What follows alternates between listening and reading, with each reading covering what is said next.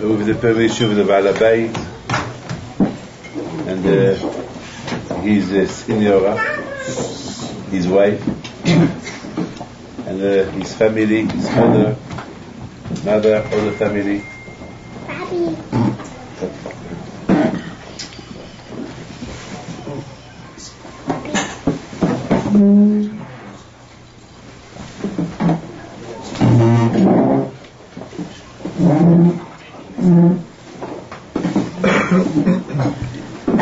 I would like to thank you to Pepe Katan, his wife, for inviting us every year that I'm here. Maybe I have to come twice a year. Yes. Oh. Yes. He's doing the chesed. And he just told me that every Shabbat, with his children, they sing the song of Rabbi Chaim Pinto. La la la la la la.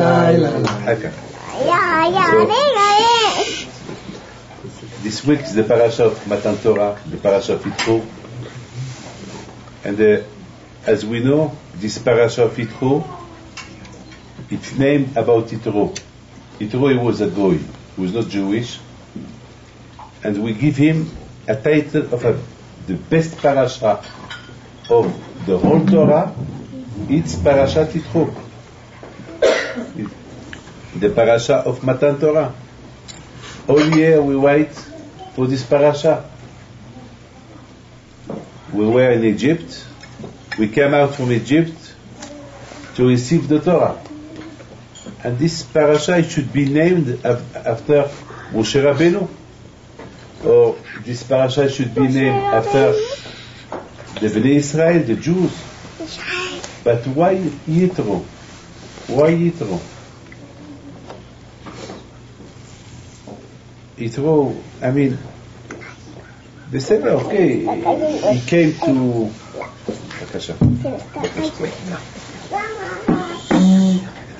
He said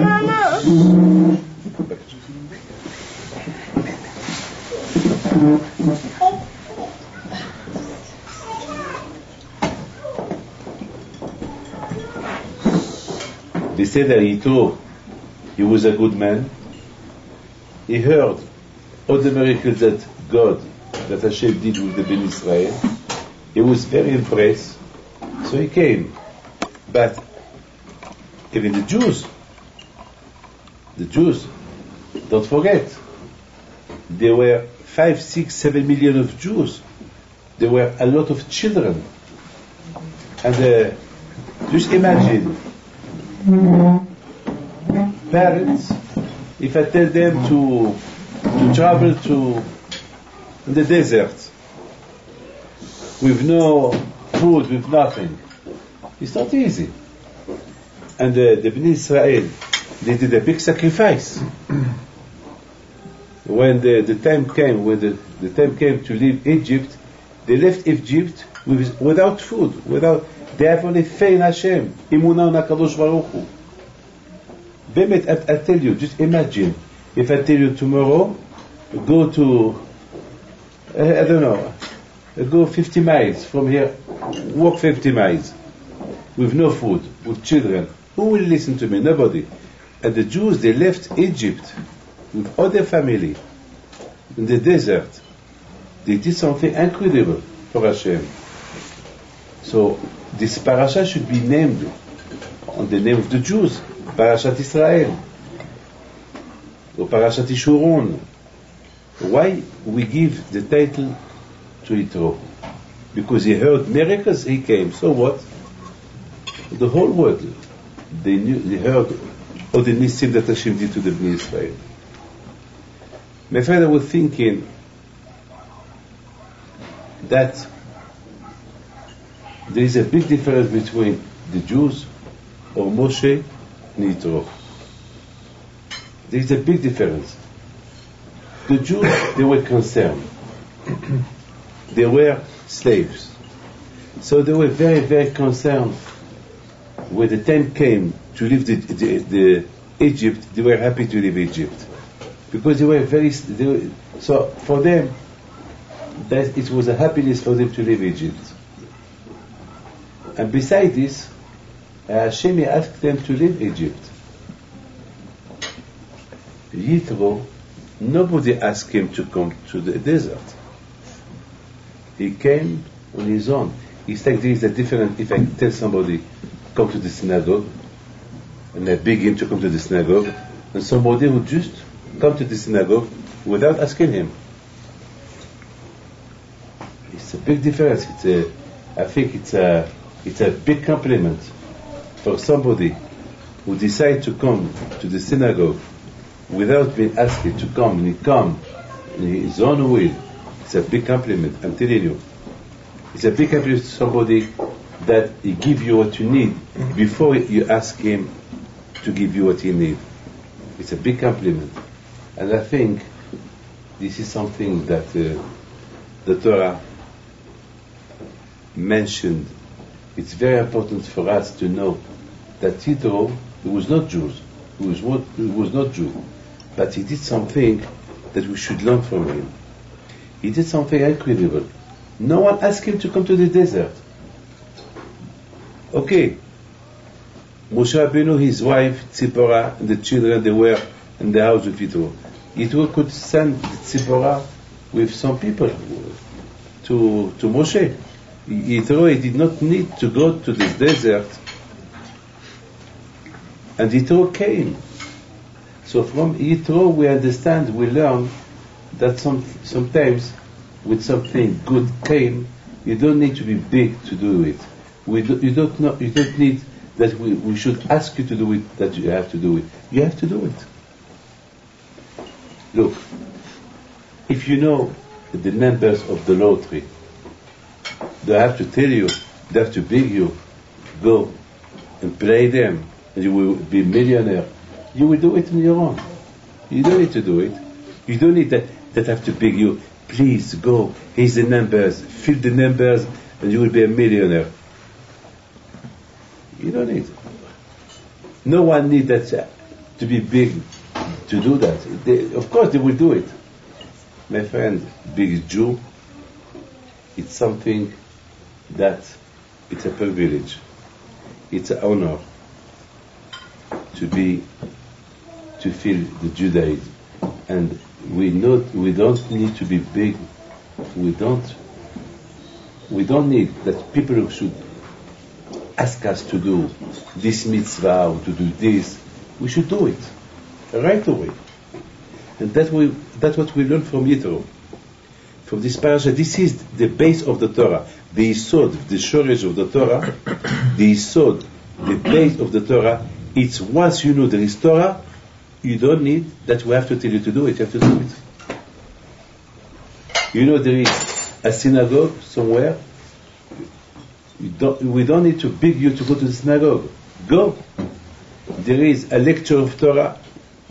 Go. You have to know more. And this is that's why the name of Yitro was mentioned in this parasha. That's what I think. The name of Yitro was mentioned in this parasha, the parasha of Matan Torah, because the Yisod, the base of the Torah, is once you know there is Torah, you have to do it. You have to accomplish the mitzvah. You know there is Torah. It's like, you know, if there is no food, and you know there is food, so we don't need to beg you to go to buy the food. You have to go to, if you don't get the food, you die. You starve. So this is, I think, this is why Hashem, he decided to give the name of Yitro in this parasha. There was a lot of people they know, and they don't know. It's like Mr. Laniado, he asked me, he said, why Hashem, he said to Moshe Rabbeinu, that tell Yeshua in his ears that the Jews should fight always Amalek. Why Hashem, he mentioned to Moshe to tell Yeshua and to put it in his ears? I mean, tell Yeshua, why the ears? Why the Torah mentioned Lichtov be'uzni Yeshua, right in the ears of Yeshua? What that means, right in the ears of Yeshua? The answer is this. Look, I write. This is writing. when you write something, it's stale. It's a proof that what you said, it's written here. A lot of times we hear things, it goes in one ear, it comes out from the other ears, and that's it. Hashem is said to Moshe, tell Yoshua that a fight, tell him in his ears. That means when you will tell him about fighting Amalek all the time, that means should remain in the ears all life. That means not to forget. Vaishma, I think this is the meaning of Vaishma Yitro Mashmu'a Shama'uba Ka'at Yam Suf v'Milchemet Amalek. That means that Yitro, when he heard all the miracles that Hashem did to the Bnei Israel, suddenly what he did, it's not like other people that they heard the miracles and they forgot. Yitro, right away he came. This is the base of the Torah. When you hear, and when you learn, when they teach you, there is a mitzvah to do, you have to do it. Why you did not know about it, so you did not know, but now that you know, you have to do it. By Yitro, he heard that there is something happened to the Jews. There is Hashem that protected the Jews when they come out with it. Right away he came. I would like just to tell you one story. I think for me it's yesterday in the house of Moshe Gopas, we were excited yesterday with a couple that they came. Well, when they walk in my room, she was holding a pen, and she went like that. Just imagine somebody who came to my room with a pen like this, and she was going like that. She was happy, and she was with somebody, and then she said, Rabbi David, here's your pen. You told me when I get married, I bring you the pen. I said, aha. So I told her, tell me exactly what it is the story of the pen. So she told me,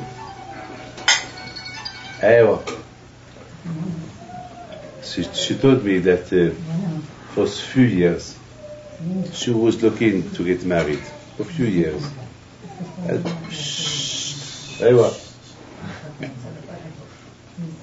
Oh.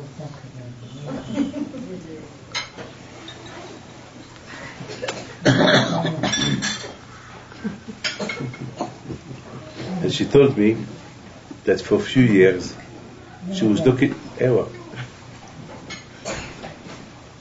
For a few years she was looking to get married.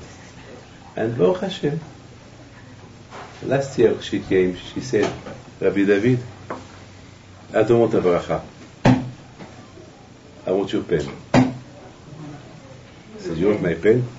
He said, well, yes. You have to be strong, yeah? I want your pen. I said, you want my pen? Yes, the one that you write brachot to people. I want your pen. I said, why? She said, because with this pen, Be'ezat Hashem, we will sign the ketubah. With this pen, so Be'ezat Hashem. So I said, Be'ezat Hashem, when, after signing the ketubah, bring me back my pen. I thought she was joking. So I finally, my friend, yesterday she came. She said, Baruch Hashem, I met my husband 3 months ago. We got married last week, and tonight is the last day of the Sheva Brachot. So here's the pen. It's a big emunah. This is emunah. This is, my friend, when you need something, you have to ask Hashem. You have to insist. Hashem is like a father. Greenberg, he came for a bracha for his father. He asked, I want a bracha for my father. Hashem is a father. You need something, at least Baruch Hashem, you have somebody to ask to. Some people that they don't believe in Hashem, when they have a problem, so they will die with their problem. They have nothing. They are lost. at least when you believe in Hashem, you have a problem. So you ask Hashem. You listen. לכל אשר קרוב באמת, קרוב השם. Every day we send a tefillah, Hashem is close to those who really ask Hashem. Really, they call Hashem. Like my father. My father, I know my father. Among all of you here, no one here is my father. I know he's my father.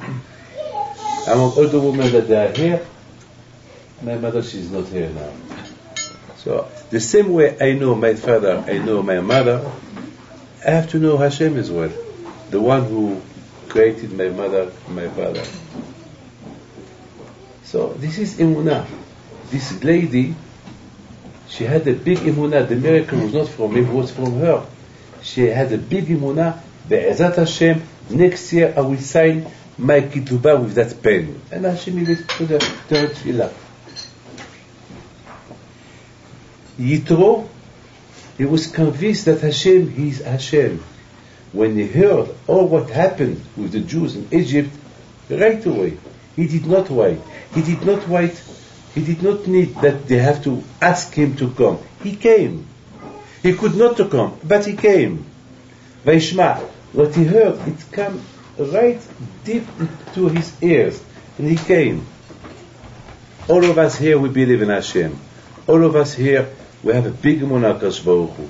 But sometimes we don't treat well Hashem. All what Hashem needs from us to love Him, because Hashem is like a father. Avinu Malkinu. Hashem is like a father. So Hashem, He wants that, like a father, He wants that His children will love Him. Because the father loves the children. We love our children. We want that. We want the love back from our children. Hashem is the same. He loves us. He wants us that to give Him back the love. So when Hashem He see that we are not the right way, so sometimes He sends something, an alarm, something to wake up us, to wake you up. So Be'ez Hashem, so Hashem, He prefer not to hurt. Hashem, He prefer that we understand, because we know the reality. Because we know the truth. There was a man, for 2 years, I begged him to give the gift to his wife. And he don't want to give. He wants 3 million. He want that his wife, because the parents are wealthy, he want the parents, they will give him $3 million. And every time I told him, but you have money, Baruch Hashem. You don't need the money. You are rich. She said, no, I want 3 million. I said, but you don't need it. You have everything. So you know what he said at the end? I want her to suffer. I don't want her to get married. Just to stay like that all her life. And I said, why? I said, why? Why this? Just I told him, do you want that you will be paralyzed? Sit in a chair, wheelchair? He said, no, God forbid. So I said, the same way you don't want to be paralyzed, sit in a wheelchair, why you have to do this to your wife? To keep her aguna. Aguna is per woman, she's a young woman, 31-year-old. Why not? She was not happy with you. She should have a chance to get married to somebody else. Maybe. Why she cannot get married? He said, well. So I said, well, that's no good. And I don't know what happened. He made when I saw him lately, he was walking, he was not walking right. Like he had something in his feet. I said, I did not recognize him at the beginning. He said, I'm the man that I don't want to give the gate to my wife. A few years, you told me that do you want? He said, I had a big miracle. I made a big crash, and my feet was saved with miracles. I said, you know that it's an alarm, it's a warning from Hashem. What you do to your wife could happen to you as well. Maybe you might die. Because the woman, she can be free from her husband, or by the get, or death of the husband. That he didn't like it. He said, okay, I go today. And Baruch Hashem, the good news was that he gave her the get, with no familiar. So he told me one thing. He said, once he did, he gave the get, he said, now I understand how much Hashem is good. I told him, you see, you knew that you hurt your wife. Why do that? When you know something that you should not do it, why to do it? When you know that that's what you have to do, you have to do it. My friend, I would like to wish the Baal Bayit and his wife bracha v'atzlacha, b'riut, parnasa tova, with all the family. And I would like just to tell you, to all of you, may Hashem protect you, give you arichut yamim v'shanim, parnasa tova, b'riut, and lechaim.